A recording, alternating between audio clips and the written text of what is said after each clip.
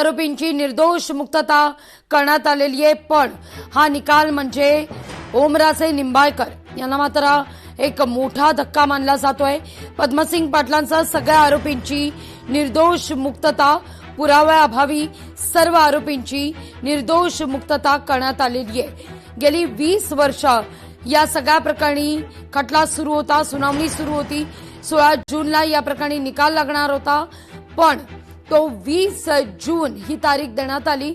निकाल वाचन आज सकाळी बरोबर साधारणतः आपण जर म्हटलं तर दुपारी 12 वाजता बरोबर निकाल वाचनाला सुरुवात झाली।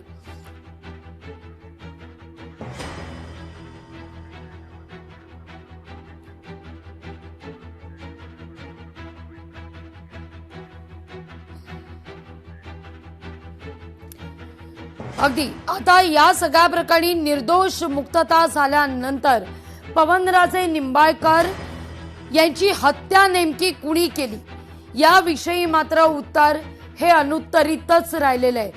ही हत्या का करण्यात आली, कोणाकडून करण्यात आली, ती का केली गेली, कोण होतं यामागचा सूत्रधार, तब्बल 20 वर्षांनंतर या सगळ्या प्रकरणी खटला चालून सुनावणी होऊन सुद्धा या साऱ्यांची उत्तरं काही मिळालेली नाहीत। जसा अगदी हिट अँड रन प्रकरणामध्ये सलमान खानची निर्दोष मुक्तता करण्यात आलेली होती, अगदी तसाच काहीचा प्रकार या ठिकाणी घडताना दिसतोय। पवनराजे निंबाळकर हत्या प्रकरणी सगळ्या आरोपींची निर्दोष मुक्तता करण्यात आलेली आहे। पुराव्याअभावी ही निर्दोष मुक्तता करण्यात येते। या घडीची सगळ्यात महत्वाची ही बातमी आपण पाहतोय। 7 आरोपी होते, 9 आरोपी होते, माफ करा। या 9ही आरोपींची पद्मसिंग पाटील खरं तर या सगळ्याचे मुख्य आरोपी होते असं म्हटलं जात होतं, पण आता त्यांची देखील या सगळ्या प्रकरणी निर्दोष मुक्तता झालेली आहे। 2009 पासून पद्मसिंग पाटील या प्रकरणावर जामिनावर बाहेर होते आणि आता त्यांच्या सहित इतर आरोपींची पुराव्याअभावी निर्दोष मुक्तता।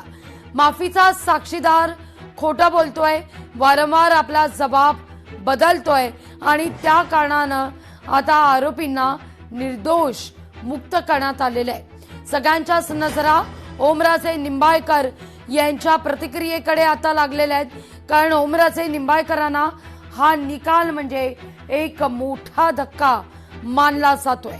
माफीच्या साक्षीदाराची साक्ष विश्वासार्ह नाही असं निरीक्षण कोर्टाकडून नोंदवण्यात आलेलं आहे। पद्मसिंग पाटलांसह सगळ्या आरोपींची यानंतर निर्दोष मुक्त।